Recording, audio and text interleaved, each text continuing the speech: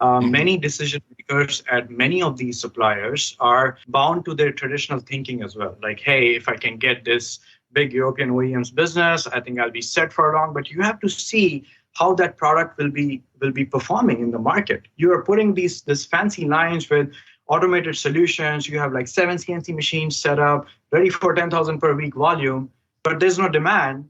All your capex investment is gone. Like, you will have to repurpose those machines, and if these are purpose-built machines, the money is just gone. So these decisions should be collectively made with like thorough understanding of the product, not just hey, it's a big OEM, they gave us the business, let's invest it all. Like, study the product. The industry is changing. These suppliers don't want to be the Nokia and BlackBerry of the casting industry.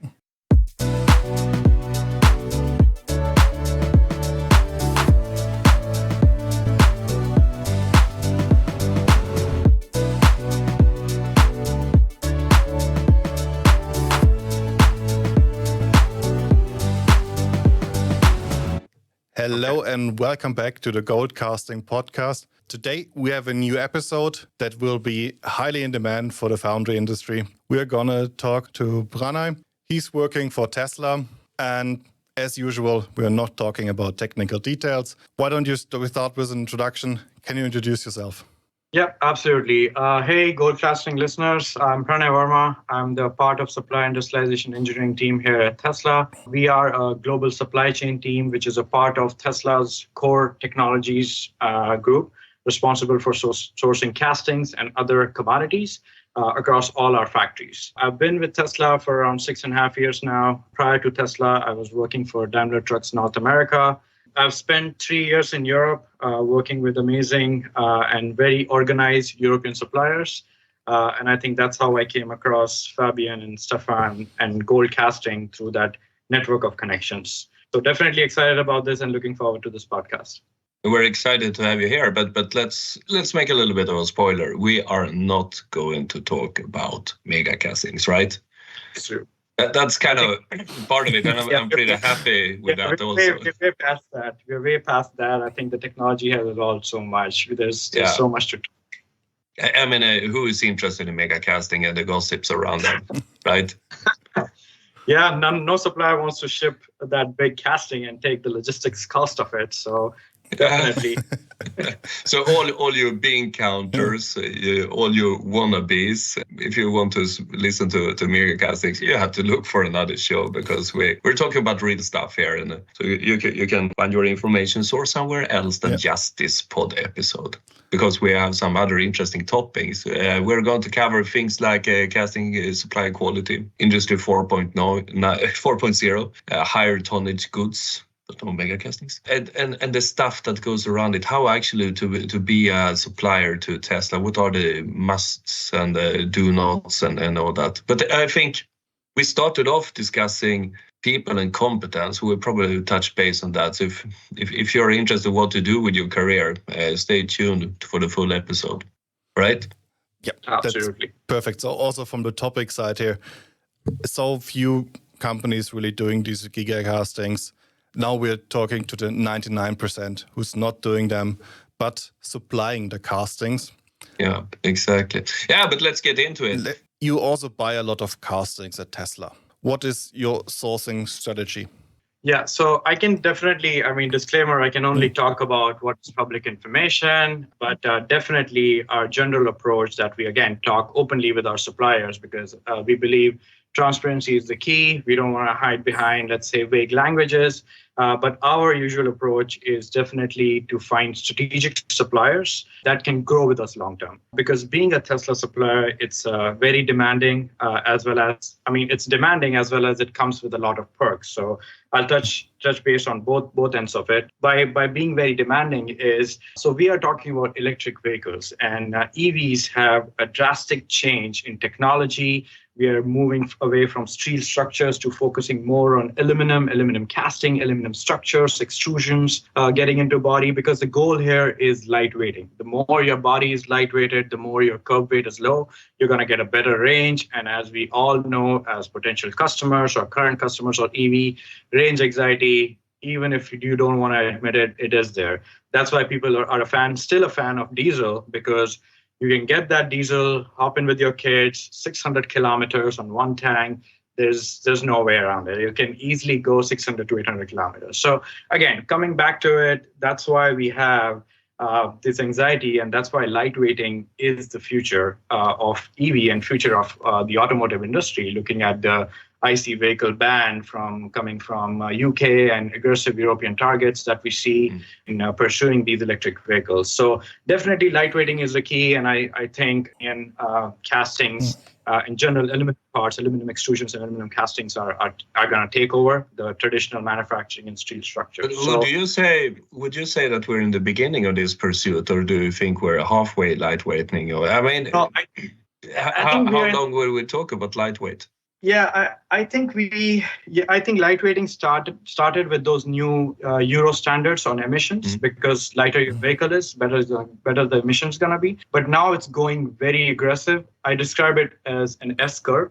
So we are at the tip of the S curve, and it's gonna go very aggressive from there, because we just started transitioning into it. We don't even know what technologies have been tapped into. There's so many startups coming up with hollow structures, making sure we are integrating many parts. Like we said, we won't talk about mega castings, gigacasting. They all generate from the same problem child, that is making sure that we have less parts and lightweight solutions, rather than going with those heavy stampings with a lot of joining and all of that stuff. But coming back to your question, what it takes to be the supplier, that I would say every OEM will look for it. But especially with Tesla, our strategy is, again, we are very demanding. We are very aggressive with our timelines. We want our suppliers to be aggressive with their timelines. We don't want to say, we don't launch programs. Let's say the traditional OEM, they will announce a vehicle and it will be launched in, let's say, 3 years, 4 years. The concept is announced. We are not that. As you guys have seen, public information, when we announced Model 3, it was on the road in 6 months. We announced Model Y, you guys saw it in 8 months. So it's not a very traditional approach, but you have to see the backbone of all of this is our suppliers.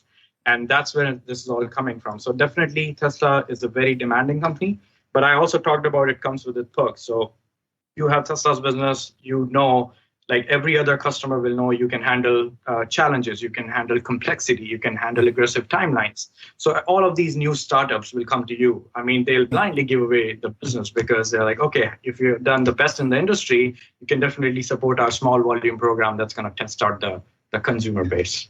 So, I need to jump into that a little bit. You're talking about the speed. I have my own experiences, and I'm an old telecom guy. If I make a statement, Tesla is more like a telecom company when it comes to launching new castings. You do it much faster. First time to tool into production is that way shorter. I also note that you are actually changing parts in your vehicle in the program. The other guys, they do a platform, and then the platform stays. It's like sealed, you know, and then everybody's rushing for the next generation. If you don't make it to the toll gate with the A samples and B samples, you're pretty much out. But you just seem to be changing things all the time, and you do it in a pace that is interesting. Yeah, I think that is the philosophy behind the product. Again, this is widely discussed even with our CEO. He has communicated it multiple times as well. This is a notion like Model S was launched in 2012, and we still sell Model S. There's not a specific like traditional life of the program, because the product is meant to be continuously improved. I remember when I got my Tesla, it had none of the features that I absolutely love that it has today. Like I'm addicted to some of the features that all came over the air. I had my cameras upgraded, free of cost, everything free of cost. I had my autopilot cameras upgraded, my hardware computers upgraded. It was all done just to make the vehicle better over time. With a traditional automotive, it is not possible. I used to have a Dodge Challenger before, Stellantis, wonderful brand. I used to love that car, but it has so many problems, and the enthusiasm just like kind of went down in, let's say, 6 months. Okay, I spent so much money on this. I love the sound of it, but there's not that spark. But this one, every over-the-air update I get, it's a brand new feature. Like I love that previously to engage the autopilot, it was double stock. Now I just have to pull the stock once, and it's an FSD, full self driving. So these are small things, but it takes a lot of back-end work to push through these things, and making the changes. It's a part of evolution of the product. It's making the product better without like switching platforms, because in my opinion, switching platform is like, hey, customer is bored with it. Let's give him fascia refresh. If you look at the components, like I would give you an example, Audi e-tron, the 2023 model, the rear air vent is exactly the same as the 2013 and 2014 model. So where's the innovation there? I think these OEMs need to realize that it's much more than just a facelift, that they have to do a platform change or they have to do an update. I think this is where we are doing a better job. Yeah, but I have an experience, and I try another statement. It's very interesting what you're saying, but we saw a clash between automotive foundries trying to get into the telecom, and my friends are in telecom, and of course we have a few beers, from time to time, and then you ask, how did it go with this big juicy foundry group that are on every trade show, everything is shining and lighting, and the telecom guys goes like, yeah, we tried, but they couldn't cope even in theory with our launch model for new heat sinks. And these heat sinks are 25, 30 kilos. They're pretty advanced. Toolings are advanced, number of sliders, all that. I'm sorry, speaking about technology, but it's not simple parts. And in the beginning, they walk into the conference room and said, hey, we are, 300,000 people. We are blah, blah, blah. We have those investments. And in the end, they're not even quoting, because when they see the model, the first out of tool, and then the ASAP is 3 weeks after, and the telecom OEM actually uses these for sending to customers. That sounds a little bit more like Tesla. And what I'm trying to make a point here, the traditional sourcing environment must be a challenge for Tesla to find people that could cope with your design and innovation model. Yeah, is that absolutely. True? Yeah, that is, I think that is very, very true. It's never, I would say, from what I've seen, it's never about how big the supplier is or how long have they been in the industry. It's more about, is the supplier who want to grow, who want to be the part of that change, push new boundaries, like both in time, like aggressive timelines, as well as technologies, because some of these designs are very complicated. You're looking at a mold design again. Sorry to get into technology. I know we decided not to talk about it, but mold design with like 3 different sliders coming from different sides. You also have 2 squeeze pins on the other side. You have to time it all right. It's a lot of complexity. Not everyone wants to sign up. Like, why would you get a headache where your engineering manager is coming on very early, like staying up late, trying to fix it up, trying to glue the die, seeing all those slides work properly? No one wants to get that level of stress. But the suppliers who want to grow, they'll take it as a challenge. I've worked with wonderful people. I learn a lot from the older colleagues at the suppliers. They are like, where were you guys before? You guys have challenged me in like 20 years. My timeline was like, hey, come in at 8 a.m., work on my regular stuff, 4 p.m., I'm signed off. But now this is so challenging. You're pushing the boundaries. I have to figure out how to time this squeeze pin correctly so you can get that intensification pressure, and your quality issues are down, our scrap rate is down, and we can make more money.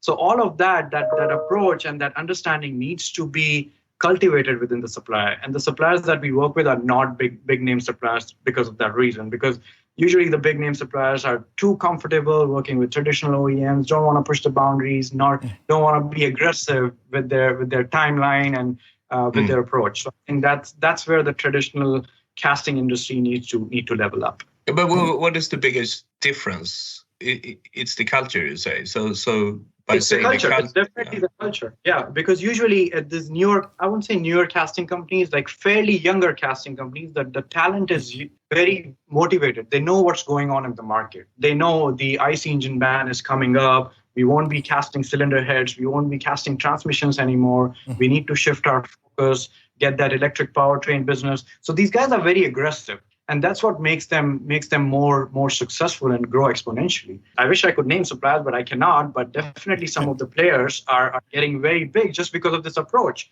And more people, or I would say more suppliers, learn from it. They can get on that train because it's open for all. It's not like someone is blacklisted. It's like open for all. You be aggressive, you be innovative, you manage your time well, you put in your best engineering effort. No one can stop you from getting business. Yeah, so it's basically also for the company itself. You have to do it totally different. You don't have to be, okay, now we have to wait 3 months for the next board meeting to take the decision if we do it or if we can change it. So the culture has to be that you're innovating yourself on the fly. Or do you see other similarities within your supplier base? No, definitely. And I want to tap into what you said, waiting in those board meetings. So decision making is also the key. Many decision makers at many of these suppliers are bound to their traditional thinking as well. Like, hey, if I can get this big European OEM's business, I think I'll be set for long. But you have to see how that product will be performing in the market. You are putting this fancy lines with automated solutions. You have like 7 CNC machines set up, ready for 10,000 per week volume, but there's no demand. All your capex investment is gone. Like you will have to repurpose those machines, and if these are purpose-built machines, the money is just gone. So these decisions should be collectively made with like thorough understanding of the product, not just the hey, it's a big OEM, they gave us the business, just invest it all. Like study the product. The industry is changing. These suppliers don't want to be the Nokia and BlackBerry of the casting industry, where you're stuck with a product that is not innovating, that is not going anywhere. You still want to be the supplier just because it's comfortable. In order to be successful, they have to come out of their comfort zone. Well, you're pointing at decision making. I love that theme. But how, when you look at the supplier market, the competitive landscape among foundries, I mean, there's KPIs for everything, but not that.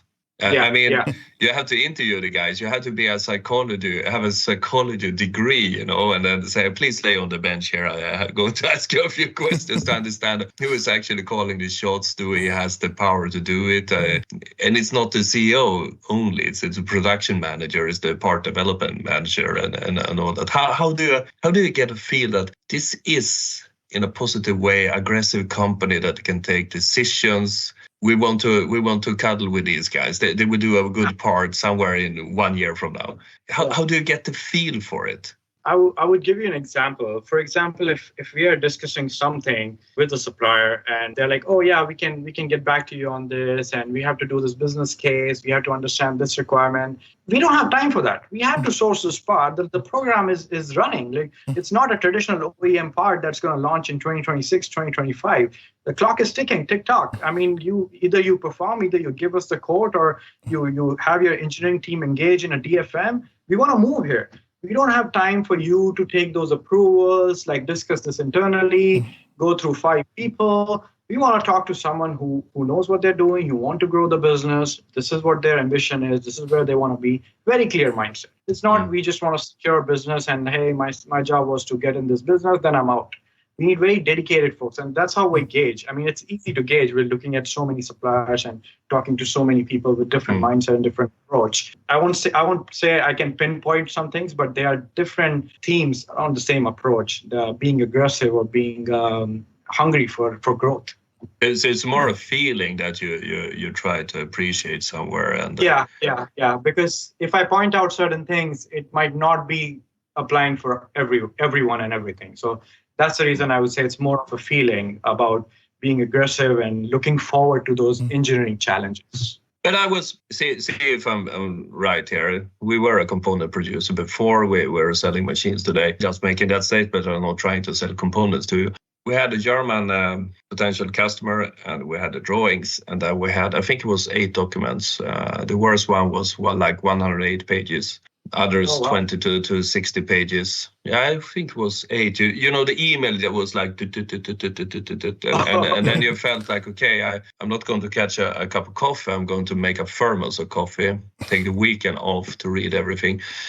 Half year later, we did something with you guys. 3 documents, 1 material spec, 3 pages, then some general rules, 7-8 pages. And the third one was basically the part, the Lastenheft, right? It was read through with 1 cup of coffee. It meant that we could actually answer, 2:00 in the afternoon. Is this the Tesla way, that you try to stay out of the legacy of design rules and all these things? Yeah, I think that we can see. I mean, it's out there in public as well. You can see the approach that is taken with part design. It's very simplified. It's based on first principles. I mean, our CEO always talks about being like towards first principles, making sure we understand the physics behind anything that we are approaching. This questioning everything. So before anything goes to the supplier, it's already vetted by so many loops of questioning why is this the case? Why do we have that small hole? Do you need to be that a casted boss, or we can just have a drill hole and put a rivet on that part. Why do you need it to be casted boss? Like, why do you want to have a porosity risk in that area? So all of that is already like been discussed and like filtered through us. I mean, that's basically our job, to make sure that the part is industrializable and to find the right partners who can do it. So I think that's more the approach, where I don't think the traditional OEM, like you get a big package that is sent out. I think it's straightforward. This is the part, this is the drawing, this is the CAD, this is the GD&T, this is what you need to DFM, design for manufacturing. So for me, it really looks like you focused on the outcome. What should the casting be, and not the process on how to make the casting, whatever the result will be. Yeah. As much as we can cut those loops, that is better. But that's a little bit interesting. Now I have to be a little bit techy. You can shoot me afterwards, Fabian. But if you look at the alloys you're using, some of your colleagues in Europe, they wouldn't touch them with a glove even. If you look at the copper content and all that stuff, they're pretty basic, straightforward. They have a process window which is makes life a little bit easy. If you look at your specifications, again, it's like 1/5 of the pages you have to read through. And also 1/10 of the number of documents. Yeah, 1/10. Yeah, I'm trying to get to something here. I mean, then you have the Chinese automakers, which is actually one step further down the line, where a purchaser can say that we don't need an M3 here. That's just costly. Make it M5 because all the other things are M5. Been in that room too. So Tesla is kind of in between, right? And my thinking is, what does it make for the car? And sometimes I feel that the big pivoting here, or the big disruptive thing, is actually understanding that a car maybe not need to have an alloy with 0.03% of copper. It won't rust, guys. And you can actually do things this way and still make a profitable car. And what I'm trying to get at, could it be that the design culture in Europe has developed to a system where the perfect is standing away for the good enough? I would take it with a grain of salt. Is it perfect though? Because it's not like there's no recall on European OEM vehicles. There's no failures in the field. Ouch. I think it's more about chasing. I would put it this way: it's more about sticking to the rule book rather than thinking out of the box. There we go. Like, why is that needed, right? Why is that needed? It doesn't make sense. Like, I think I cannot remember the model. I rented a vehicle. It was an electric vehicle. It still had on the start button, it stayed start engine. Like, who was the product manager for that? It's an EV. Why would you have a start engine button? The part was already there, so we put it in. Yeah, the part was already there. Yeah, and no one wanted to change that. Like, why? Like, it goes through so many. I mean, if you look at a traditional like OEM's approval cycles, that product had several product managers that product went through. So many test drives, people took that home for like months, and no one could tell when I'm pressing the button to start the car, it's an electric vehicle and it says start engine. Like, this is a perfect example. I mean, this is just what the customers can see, what is public information. If you go down deep into the part, let's say Sandy Munro in the US, he's stripping off these vehicles, getting these castings out. You can see his approach as well. I mean, some of the traditional body in whites that you see, there's no innovation there. Like, people are not questioning these things, right? And I would say from the supplier standpoint, they need to push back too. Tell us what this part does. Tell us. We all have an NDA with suppliers. I mean, it's not they're not going to tell you what this part does or what it's going to do. Like, suppliers should be aggressive there to ask, like, hey, can I suggest an alternative method? Tell me what this product does. Tell me what this casting is for. What are the contact points? I can probably give you a better option. I can probably change this boss to a riv nut, to a hole, or to a spac nut, or just remove it all in all. So that should be the approach that the OEMs needs to change. But who am I to speak? Yeah, it's also, if you see some parts, okay, there's one casting, there's another one, small casting next to it. Why don't we integrate them into one? It's not maybe go from 800-ton machine up to maybe 2,500 or 3,500-ton machine, but you still reduce the number of castings in that way. Yeah, but that requires new gating design. That requires new flow simulation. That requires a lot of work. So who wants to do that work? See, that's why the industry needs to be pushed through, right? We launched a part in aggressive timing. It's a one cavity part, but it's a huge tonnage machine that's been used. Make it 2 cavity. Try 3 cavity. Like it's a cost saving on your end. I know the mold is going to be expensive, but why don't try it out? But no one wants to tap that. Yeah. Especially do a bit more machining, but have 3 castings in one shot. That's the big advantage. These CNC mills are way cheaper than the normal casting machines. Yeah, absolutely. I mean, machining time is also very expensive these days, but definitely, I mean, if you are casting 3 parts instead of 1 part in one shot, that's way more savings in your process time and your overall OEE. Sometimes I learned a saying when I was a newcomer to the telecom industry. My boss said, in every project, there's a time where I had to shoot, engineer, and start production. I mean, you always kind of think that, oh, this is that big decision and all that. But then you look back after 5 years when you're sitting there drinking your tea. Yeah, how much did it actually matter if I pulled 3 cavities, but I had to weld the third one off, right? Yeah. Because I delivered the damn part and everybody was happy. And at the end of the day, the turnover was there. And at the end of the day, everybody had their salary. And then we do it again. But again, I'm coming back to when you let the perfect stand in the way of the good enough. Yeah. But there has to be a culture of continuous improvement. I mean, continuous improvement brings in more money for anyone, like be it an OEM. I mean, we improve our products. You have seen our vehicle prices go down. That's not because of demand. That's definitely because of all the savings, cost savings we are getting. We are passing it down to our beloved customers because this is how their business should be done as. Yeah, but if you look at the legacy OEMs, if there's a facelift coming up, which is just some optical things, the car gets more expensive. The question is just how much more expensive will it be? Because you get a new navigation system, which does require to buy a €400 DVD to get the upgrade for the maps, which are already 5 years old when you buy the car. Yeah.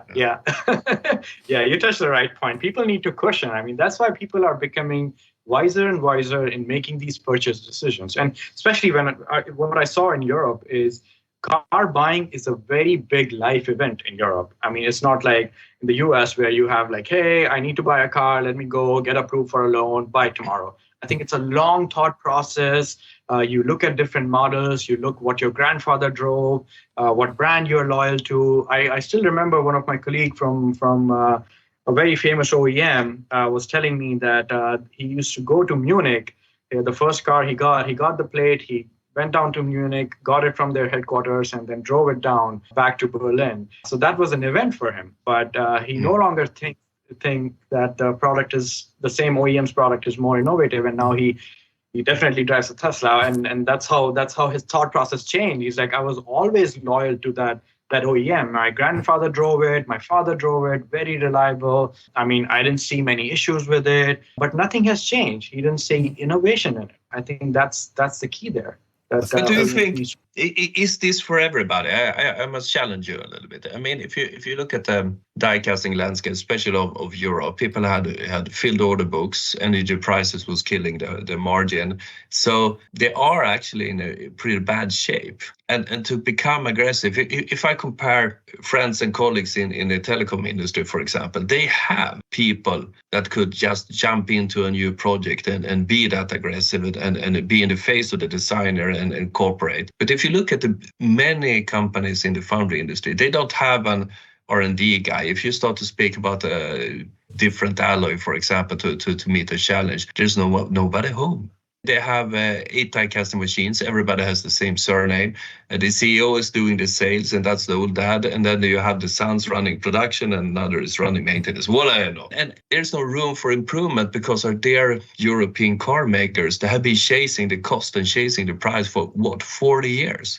There's not room for 2 extra guys, 2 salaries to be in the face of Tesla because it has not been required. And how do you find these guys? So it's always, what I would say, there's always a right supplier for the right part. The example that you just gave, CEO is running the sales, let's say. CEO is running the sales. There are older guys with the same surname, family-run business, definitely don't have a metallurgist, cannot do alloy composition, cannot try new alloys, don't have good relationship with other foundries that they can tap into the resources to access to their metallurgist. Hey, this is a small modification in the 374. Can you guys help me out? They're like, why would we help you? Like, we are competitors. We are different foundries. We won't help. In this case, what they're doing the best it's not that every part has a completely different alloy. The alloys are still industry standards that are used in many parts. So I think choosing the right supplier for the right part is the key. And again, if that supplier wants to be aggressive with growth, change has to come through somewhere. I mean, if they want to try new alloys, they have to try new alloys. In that case, they have to hire someone who can do those trials of new alloys. But to grow existing business, they should target the parts with that aggressive approach that they already do, that they already know that they're best in making. A 374 alloy, they know that. They're like, we can do this best. It's very easy to cast for us. We know the tools. We know how the flow will work with these. Quote a part that is 374 that you're most comfortable with. Be aggressive with that. Cut out all the other competitors who are not used to that part. So it's also choosing the right partner, because not everything is not for everyone, and everyone is not for every OEM. That's interesting. But especially when you say that all the companies has to be so aggressive, and we also stated that some of them are quite small. And we look on the other side of the medal. What is left behind? Where should be more improvements from your point of view? Do you mean improvement on the smaller suppliers or on the bigger suppliers? We can tackle both individually. Yeah, so I would say this is on the perspective of supplier growth. I would say on the small supplier side, like we just discussed with Stefan, it's more like do what you do the best. Be aggressive in that, because the small supplier will be more comfortable in that. They don't have resources to invest more, let's say 2 new headcounts, like Stefan just mentioned, for one for metallurgists, one to do those trials, have a small prototype lab to run those metallurgical tests, see the grain structure, how it's performing. They don't have that resources. Completely understood.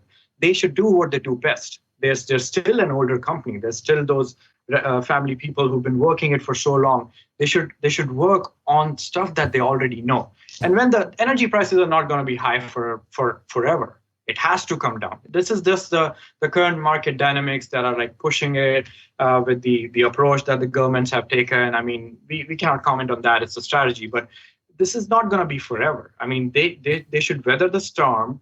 They should do what they do best, the alloys that they're comfortable with, the process that they're comfortable. Just be aggressive with work. So be aggressive with timelines, manage your suppliers more aggressively, get in those machines quickly, call those CNC suppliers like, hey, I cannot take 52 weeks lead time. I know this part very well. I know this alloy very well. Let me pull in the CNC machine. I need it in 40 weeks. I need it in 35 weeks. What do I need to do? Do I need to come there, be on your head to get the CNC machine delivered? So as a small supplier, do what you can. I mean, it's not always about investing money. It's not always about hiring people.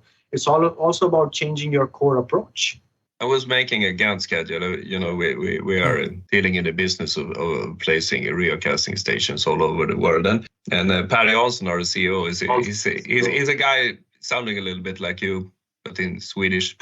And he was so pissed off, you know, because everybody asks us, okay, what is the lead time of a slurry maker? Yeah, it's 12 weeks. And then he says, but it takes you 1 year. He's pretty provocative. And then people go, 1 year, are you kidding us? And then he actually made a very nice Gantt schedule discussion about Gigacasting, 8 weeks. Yeah. Getting the PO out, first you have a handshake and then getting the PO out. And we know this for a fact. It could be everything between 3 weeks and 9 months. Because and here comes the funny thing about decision making, that some really nice customers we have, but they had to have that quarterly review meeting of the capex spending, right? And on this particular meeting in May, the CFO was, I don't know, broke a leg, something happened, you know, so the board had to discuss other topics. So they pushed it another quarter, and boom, there you go. 9 months after, I get the damn PO. I get it as a Christmas present after a handshake in Easter. Okay, I mean, these are good guys. I love them, right? Yeah. And they are forward-leaning because they have Gigacasting, so I had that said as well. But you see my point, and we're a small company. Do you think we start to build a machine like, yeah, of course, we deliver it to you. We can take the PO later. I mean, it's only that amount of money. Hey, come on, we're friends. I mean, this is. I'm not saying 9 months is typically, but Pranay Jansson is right. It is 8 weeks that we actually do this thing. And then we install it in 1 week, all right? Everybody's happy. And we even have the tooling on the other side. But out of these 52 weeks, discussions and administration is the vast majority of the lead time to getting the thing in place so you can start to pour molten metal. Yeah. And this And is a culture, this is absolutely, I definitely hate this approach because, again, as a supplier, even if I put myself in supplier shoe, let's say in your case, you had that floor space, you had that line area, you had those casting machine sitting idle because you already promised that capacity to your supplier and now to your customer, and now they are taking 1 year to make that decision. You're losing money on the floor. I mean, floor space is expensive. You're still paying people to be on there, be around the casting machine. You still have TPM. You still have your maintenance team on your payroll. So that's why I'm telling you, like, choosing the right customer is also important at times, because if there's no decision making at the customer, it's just going to be delayed. Like, there's no one in the board that can talk to the CEO. Hey, CEO, we sympathize with you. You broke your leg, but there has to be someone. Business has to move as usual, so we can pay everyone. We can grow as a company. Like, your leg is going to be very expensive if it's broken. You need to take that plaster. Decision, right? Yeah, but the thing is, like, people need to speak up in the interest of the company and not just like follow the traditional bureaucracy. Hey, I'll wait for my boss. My boss is out of office. My boss is in Sicily, in Italy, taking a vacation. After summer holidays, we'll talk to him. We'll try to get this approval. We'll try to see the strategy. This has to change to grow in this competitive market. I don't know if you want to comment that, but we have a pretty dark picture of European automakers there, Fabian and I, without naming anyone. But we feel that they're pretty smoked. They're making super expensive electrical cars. Look at the part when I do grocery shopping once a week, right? You can picture me doing that. I really love it, right? There's a big parking lot. We're living in Sweden.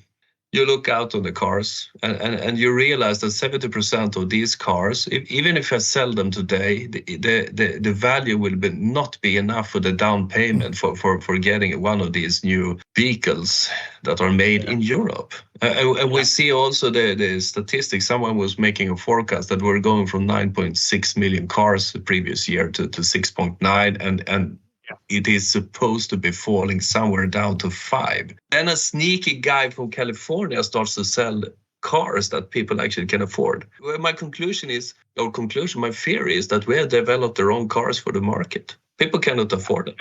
Yeah, it's not even about affordability. It's also about making a product that is genuine and makes up to the cost that you're asking the customer to pay. Like I mentioned previously, especially in Europe, car buying is a life decision.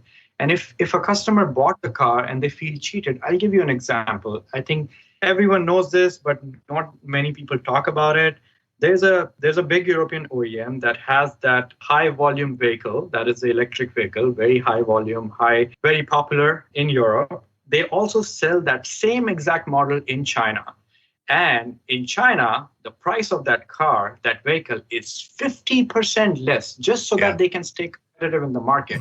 If anyone from Europe, or let's say they're a very popular brand in Germany, if anyone from Germany who spent at least 1 year researching that model, deposited all that cash to pay them upfront to make that vehicle purchase, the other day he's sitting on the internet seeing that in China, that same exact model he paid 60,000 euros to buy is selling for 30,000 euros, he will feel cheated. It's like drop shipping. Like you are buying a product from Amazon, you look up at Temu or Taobao in China, it's the Amazon of China, and you look at it and it's 70% off. You feel conned.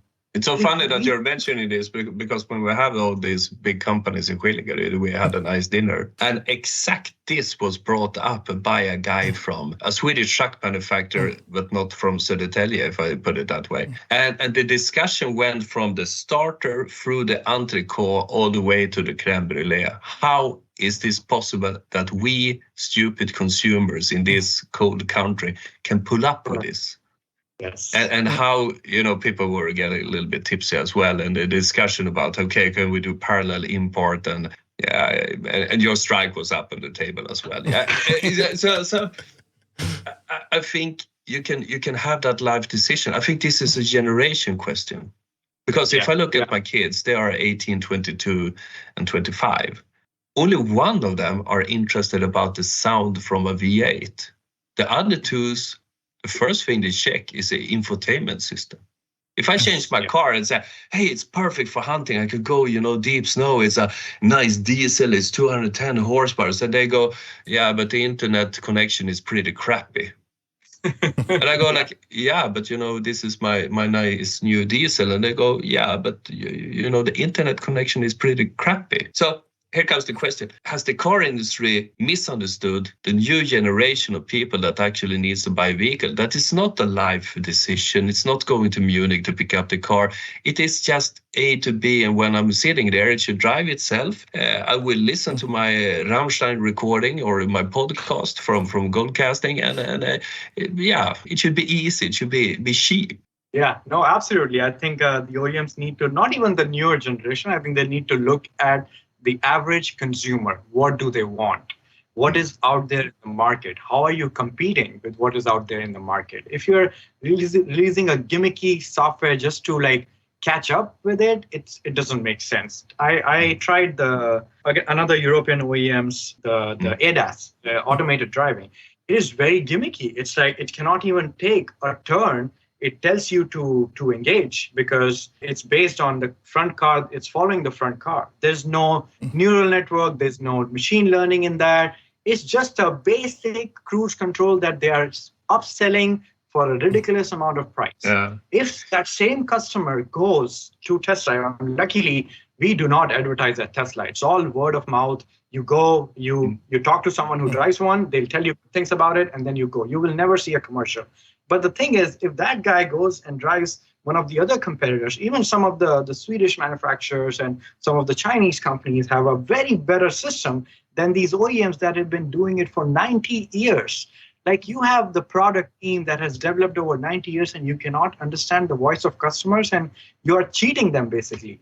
Is it really that the OEMs, legacy OEMs, still develop their things or they shifted off to some suppliers? Especially with the automatic driving, if you look at the cable tree, there's a control box for the seat heating, another control box for the adjustment of the seat, a different box for the windshield wipers. And none of them are communicating. All of them have different software standards and developed by a different supplier. So you can't even push down an update because it's intellectual property of someone else.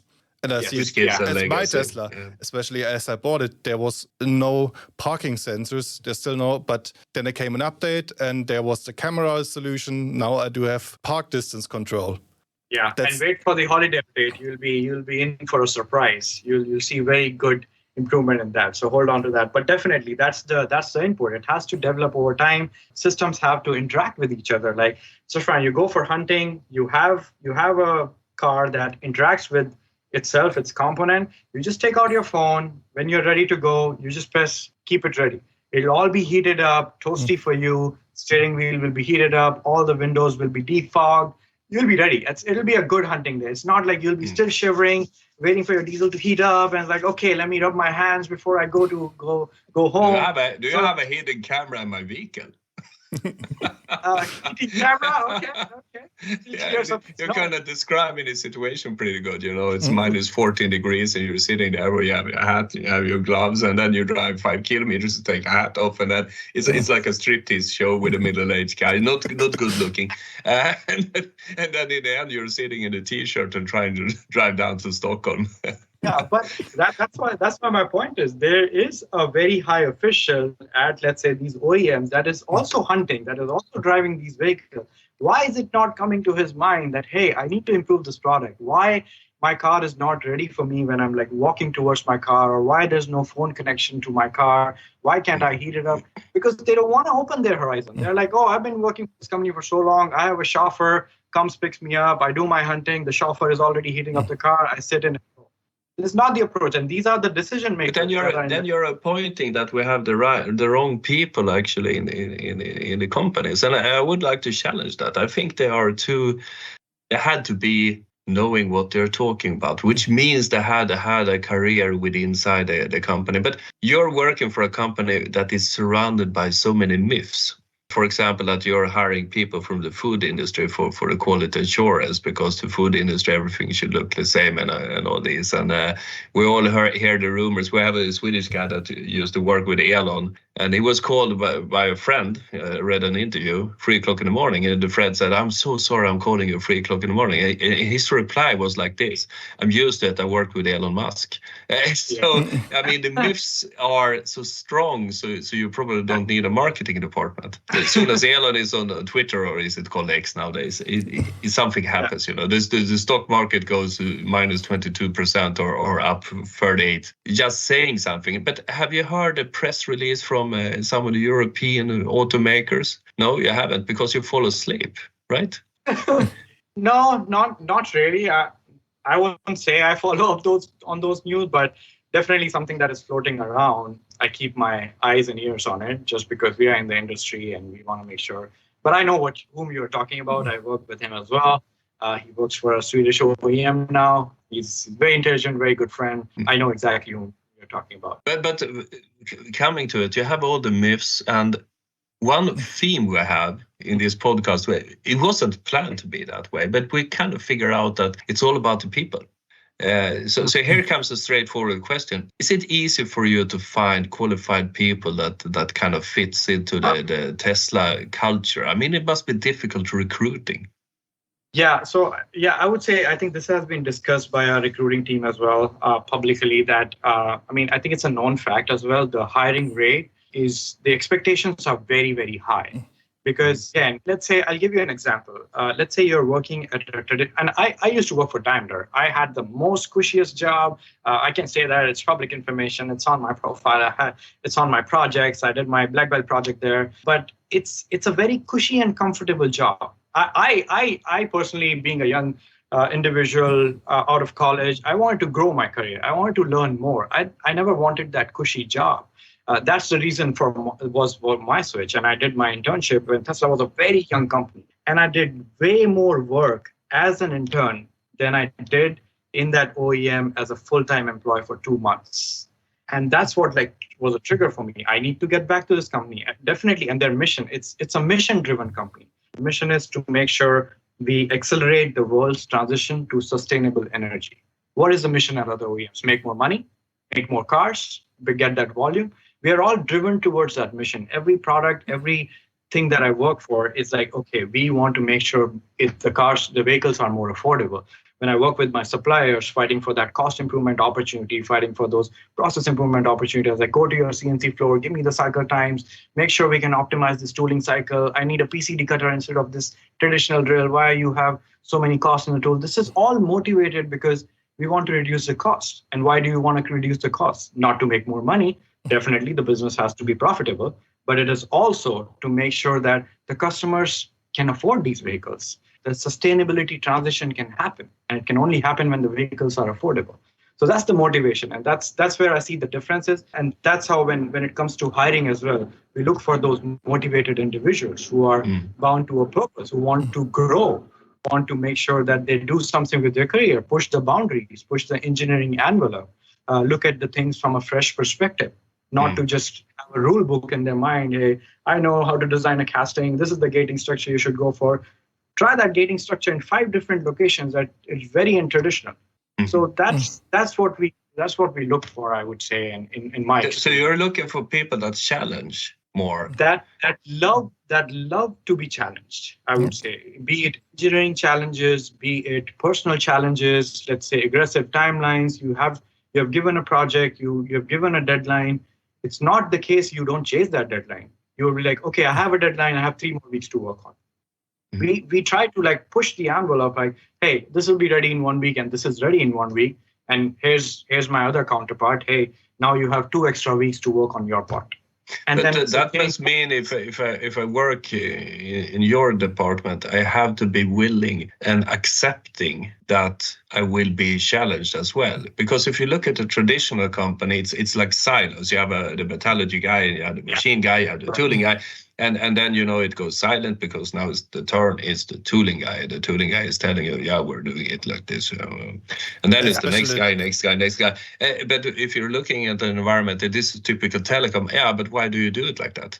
And if you're offended as a person, your profile is easy to be offended. Yeah. I kind of sense that you don't fit very well in the Tesla organization. I don't fit very well. No, but if you're offended easily, I mean, if, No, if I don't you're think like the German expert, I'm a doctor in I see.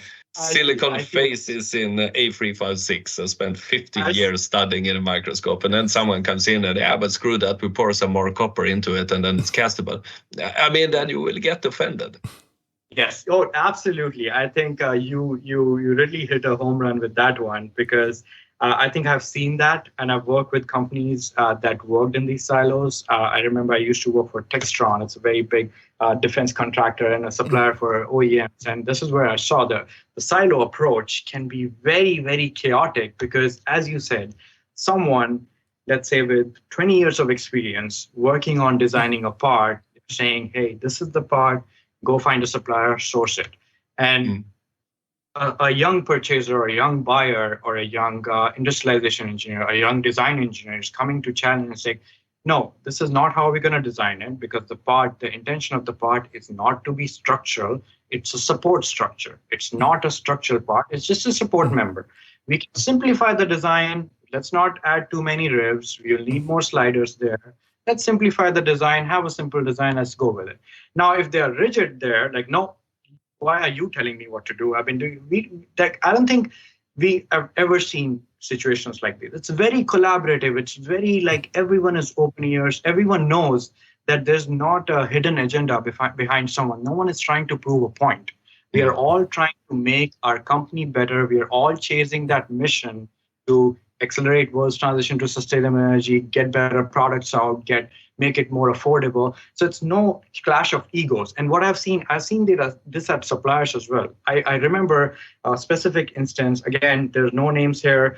It's a very big supplier, and I was trying to. This was very new. I just landed in Europe, tried to expand that supply base, and they were like, I've been doing this for 80 years for the traditional OEMs, and they've been producing these vehicles for 80 years. How can you push these new requirements? And by the way, just for context, I was trying to push for an NDT inspection 100% because of heavy requirements of the torsional rigidity and as well as the reliability of the part. And they're like, we are doing the exact same part for the other OEMs for 80 years. If you're with big names, he called out those names. He get very aggressive. And I was like, okay, hold on. What do you know about electric vehicles? What do you know about their lifespan? And 250,000 kilometers, your vehicle is going to die. Something is going to break. There's going to be problem with engine or transmission. There's a lot of moving components. Yep. But in electric vehicles, regardless of it being Tesla or not being Tesla, I'm talking about electric vehicles in general.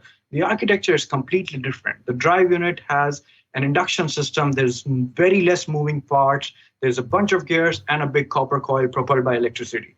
He is not thinking about that perspective. He has his tunnel vision. I've been doing this for so long for these OEMs. Why does this guy come in and tell me I need 100% inspection? I need to put up a new line.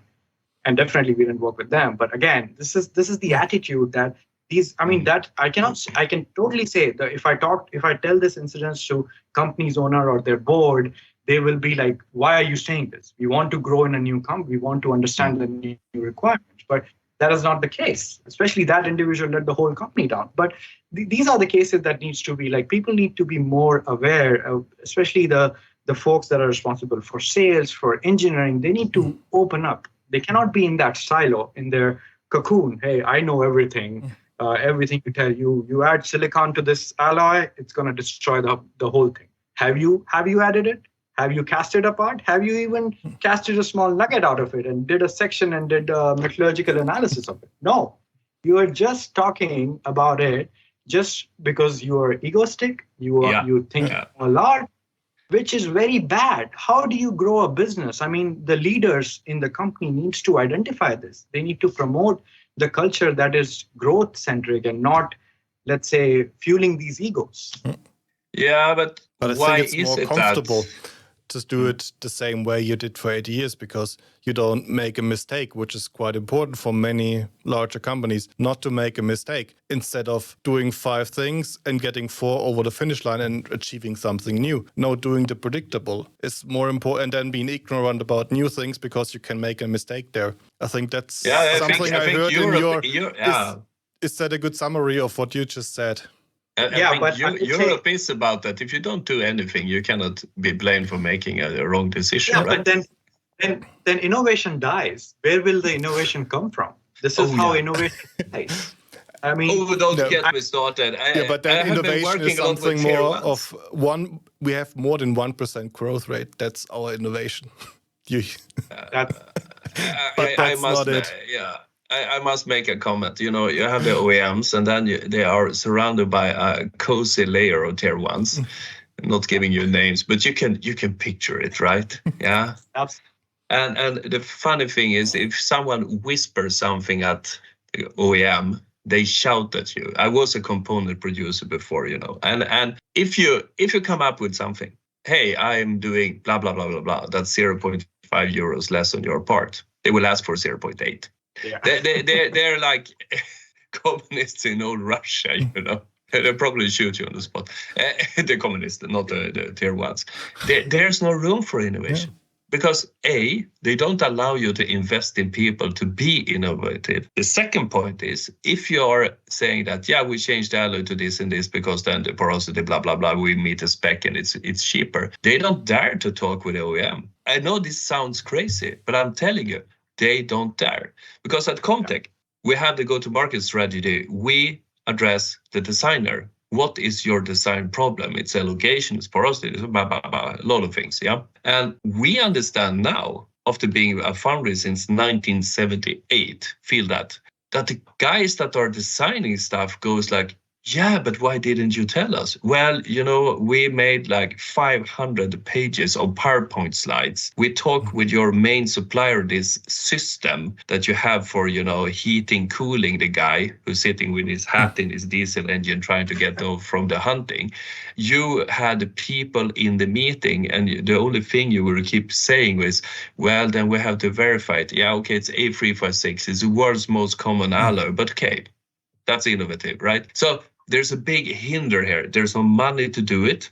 There's no culture to accept something being better. And the third thing is, if you do it, they will take 150% of your profit from making the innovation. So why should I bring something to you?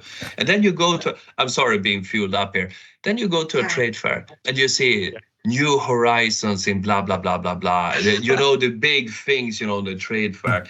And you go like, go and screw yourself, because A, you will not allow it. B, you're too coward to propose it. And C, you will steal everything I will tell you. So what I will do exactly what I did for the last 80 years in this drivetrain component. I mean, I'm a knuckle caster. I'm stick to knuckles. I'm sorry for being emotional now, but it's driving me crazy, because what you end up with is a car 1,500 kilos with a diesel engine. It moves 0 to 100 in watts, 7-8 seconds.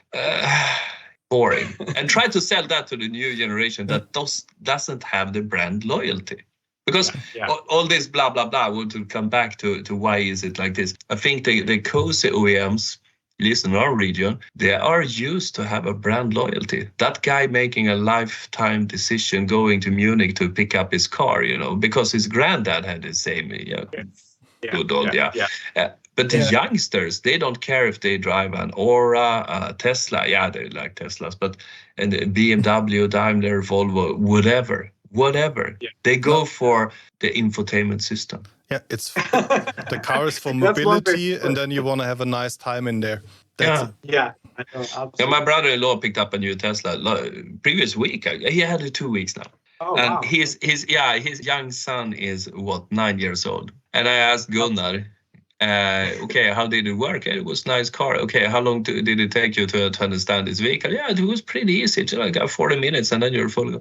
Okay, and then he said, and my son figured out how to make farting sounds with the infotainment system. It took him 2 minutes. And now he's controlling everything, and I have small reindeers running over the screen. So, this 9-year-old guy, there you go. How do you think that guy is using a car in 11 years when the driver's license is in his pocket? Absolutely. Imagine that.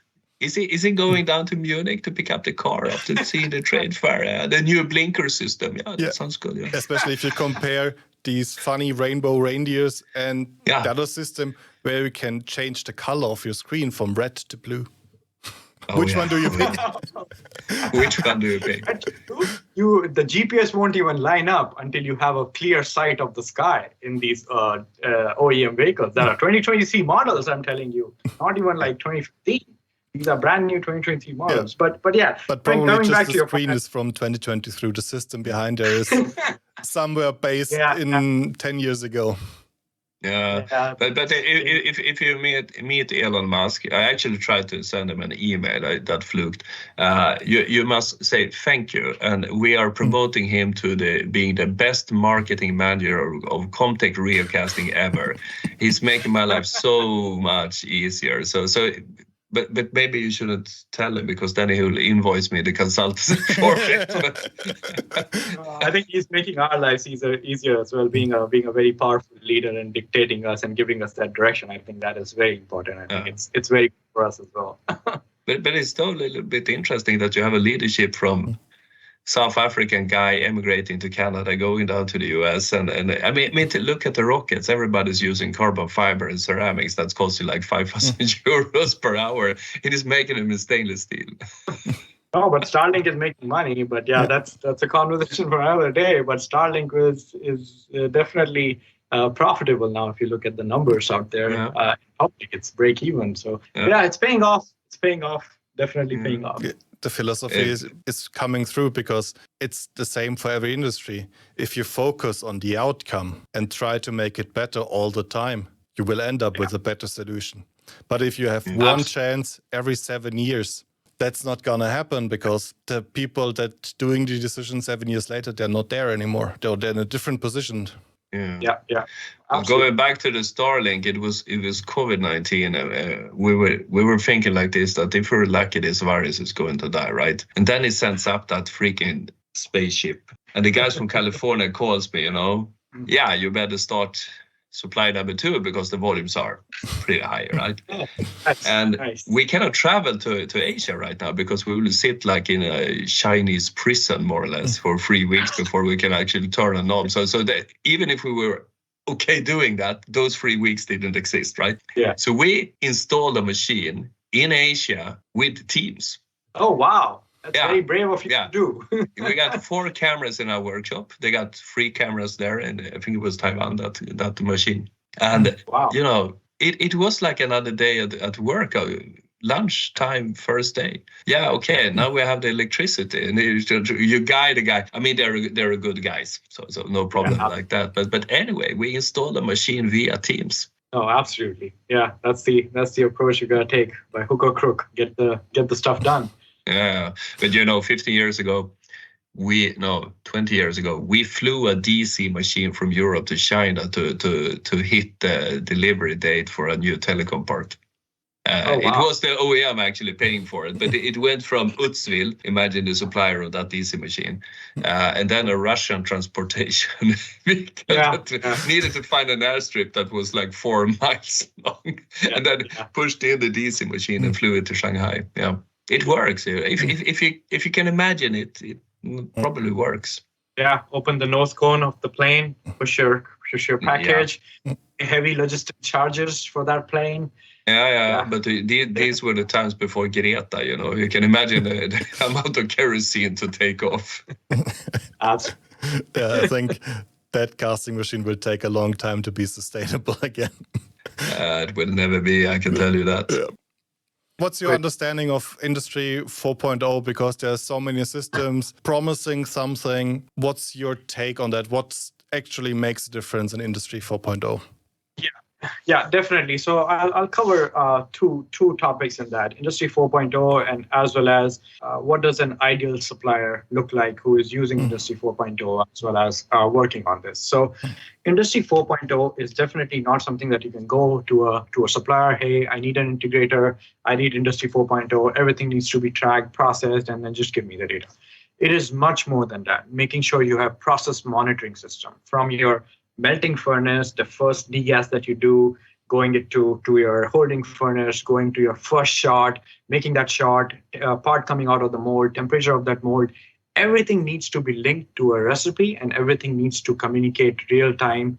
And you should have parameter for every casted part. Best of my suppliers, any part I pick up, I send them the QR code. They can tell me the exact casting parameters of that part. They can tell me how it was casted, what was the conditions.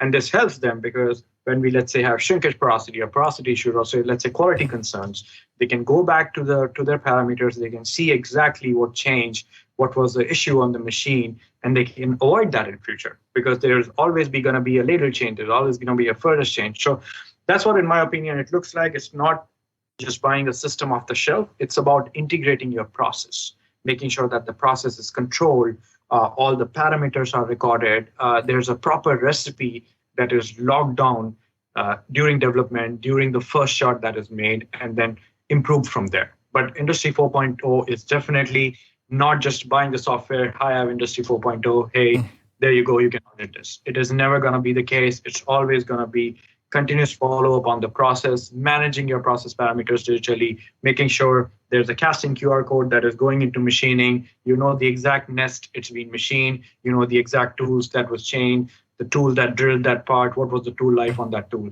Everything needs to be there on every part because we want to make sure that these parts, because castings are mostly structural, the one that make money, definitely. The structural castings, if they're failing in the field, that's a very big recall. That's a vehicle off-road event.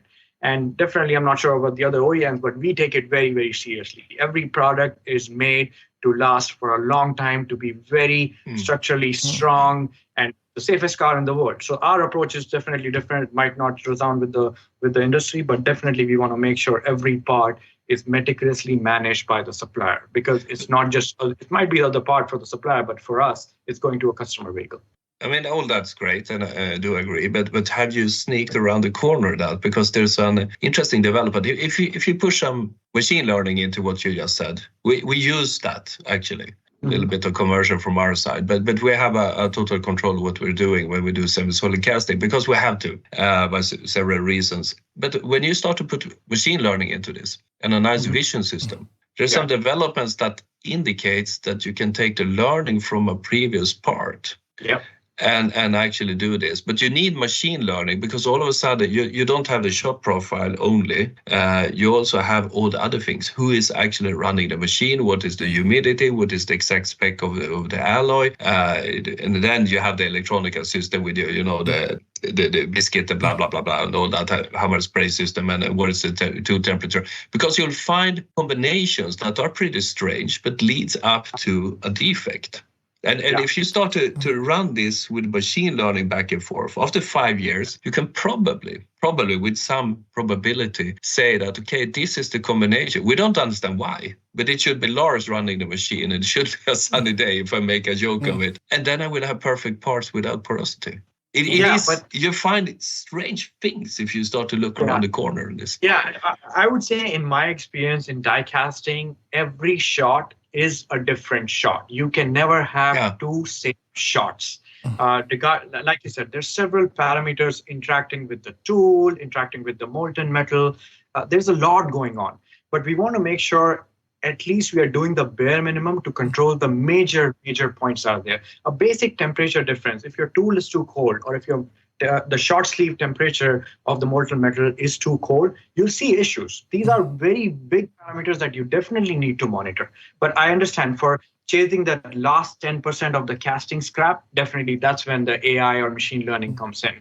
I'm not thinking about that. I'm thinking about the super big machines because here it comes. They are so freaking expensive to run, and everybody's speaking about that. But the worst thing is when they fluke, you stop the car assembly line, and that's an even bigger cost. And to have a system that generates, let's say, 60 shots an hour, because that's the pace of your car manufacturing, then you have to start to really look around the corner how to actually manage what should I say, the quality. And the problem is checking the quality of a casting is actually like testing matches, like burns doesn't burn, the burns doesn't burn. You place the burning ones in the box and you sell it, and the customer is a little bit pissed off. So what I'm saying is that a small machine, a 600-ton machine somewhere in Taiwan, who gives if it has a quality reject of 8%, it's still cheap labor, it's still cheap parts, blah, blah, blah. It's good enough. But when you have a 9,000-ton machine and you have to push that battery tray, with the 600-ton machine, it's pretty easy. You got 4 of them, you buy a 5th one. then you're good to go. But if you have one 9,000 ton machine, you need another one just for redundance. You start to have an investment problem, a space problem. And also, you need a new production hall for that. Yeah, exactly. So what I'm saying is that I always claim that the die casting industry is under-academized. There's too little people. It's just old people saying, yeah, we have to do like this because this gate has been working since 1978. So go and give me a cup of coffee. Now, and especially, we are so unique with that gating system, and everybody uses it anyway. In just small modifications. It looks like a whale, a whale tail. Okay, sure, yeah, great.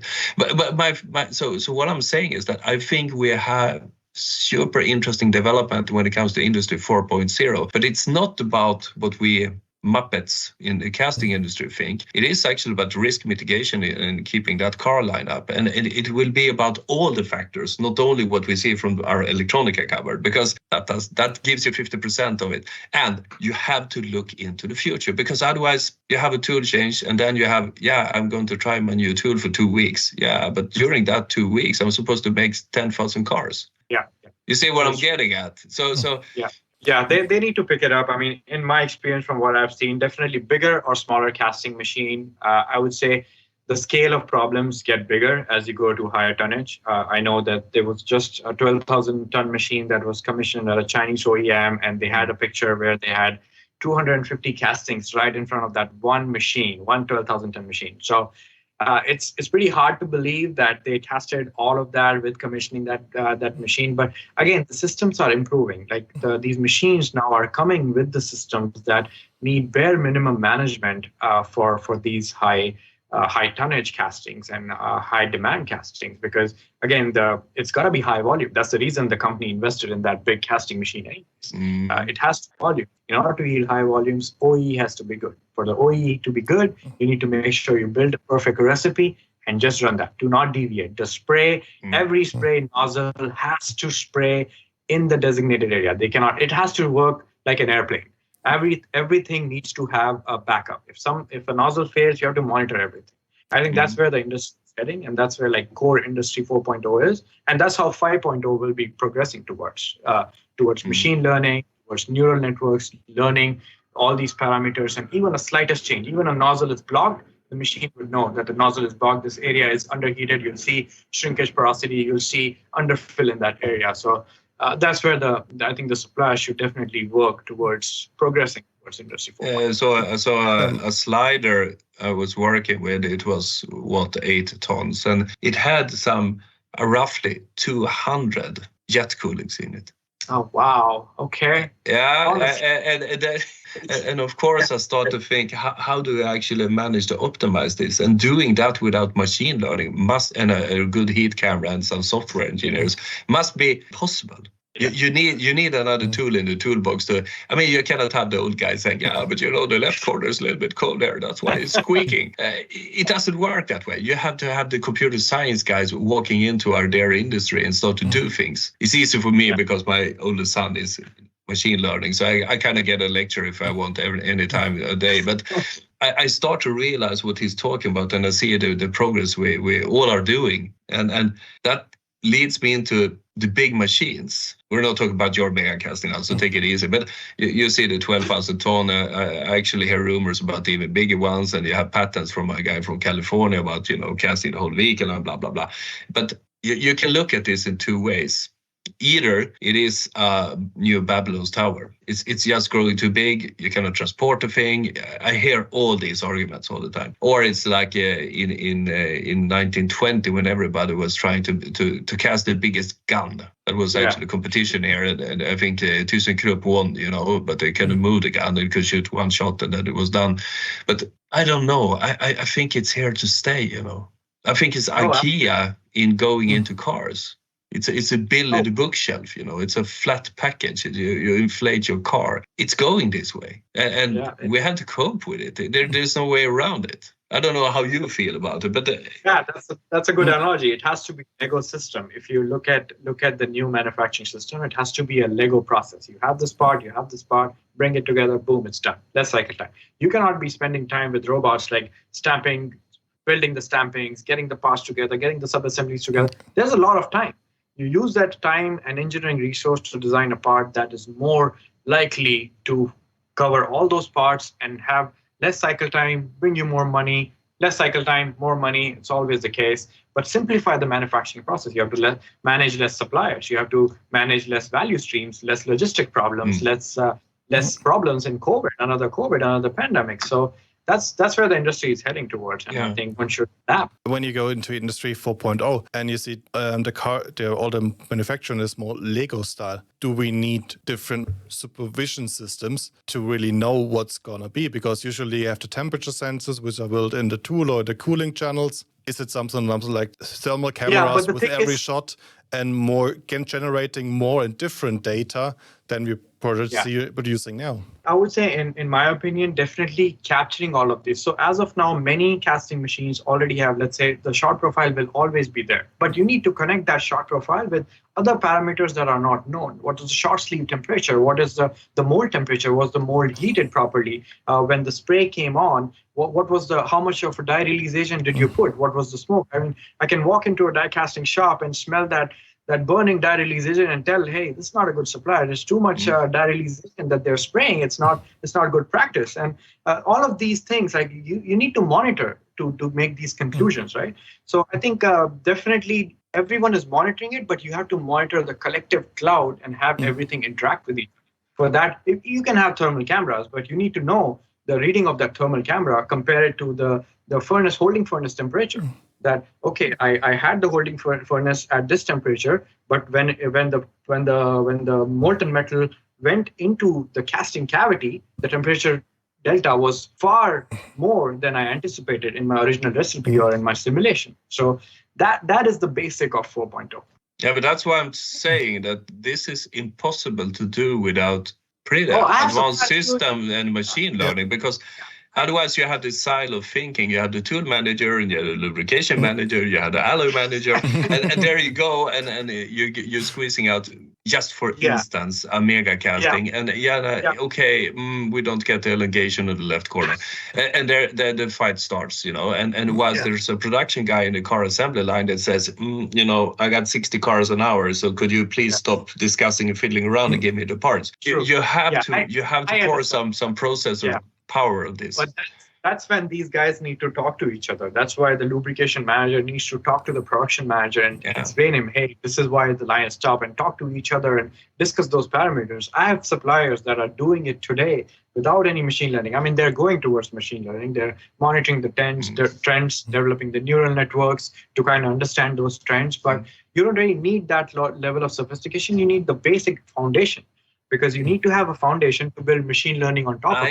I agree. But I think the time is much shorter to reach to this system. True. That people, but because here comes my thing. If you look at the casting process, the deviation, the tool temperature, for example, that's 5 shots, right? Then you have a trend somewhere. You have to have a system that says, dear owner, I see a trend in your mega casting. The last 3 shots, we start to have a deviation. So I am adjusting 175 of my 200 jet coolers already.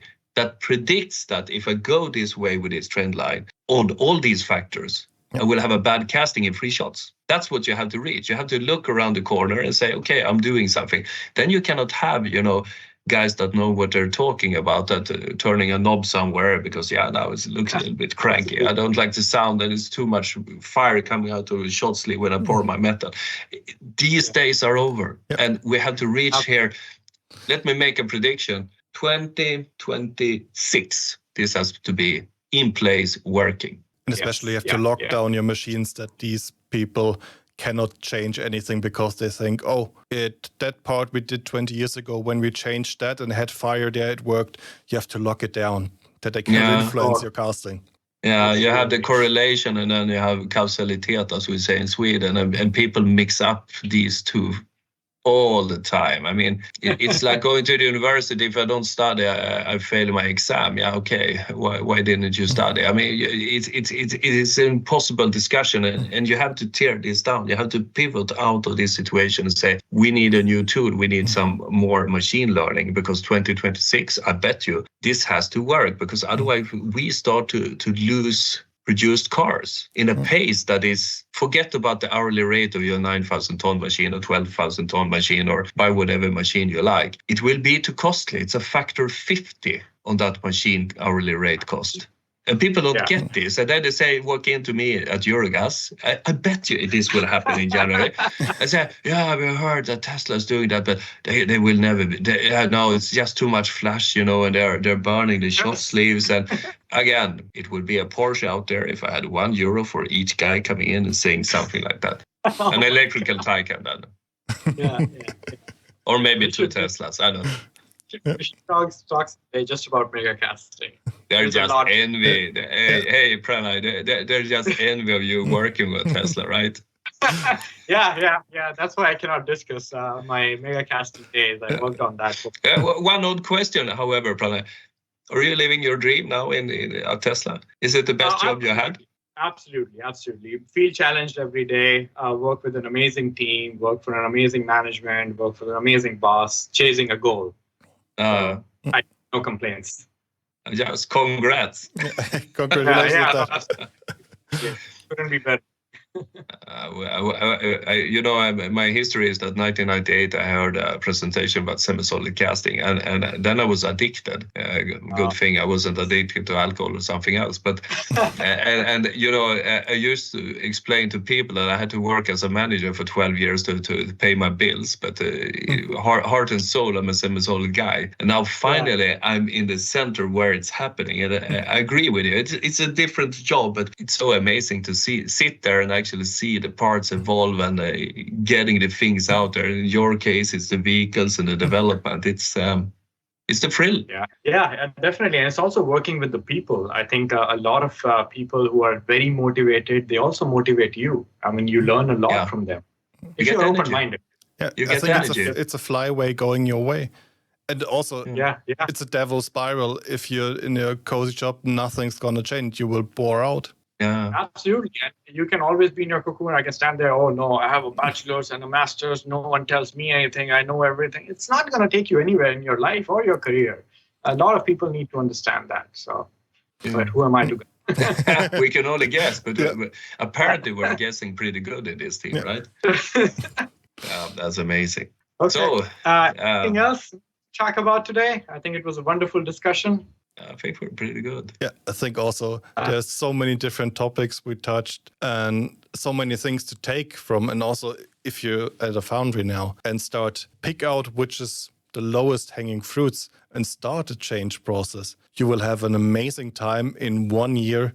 So I only can recommend listen to it twice, 3 times, send it to your CEO, send it to your board, start to change something, and you will have a great time. That's my takeaway from that Gold Nugget. Yeah, and again, thank you, Pranay. It's very, very nice talking to you, and hope that we can continue this over a beer somewhere. Oh, yeah, absolutely. Yeah. Thanks for your time, guys. Really enjoyed the conversation. Yeah. Have a good one. Thanks. Yeah, the same. Thank you. Thank you for being here, and then goodbye. See you in the next Gold Nugget. Bye. Yeah, bye.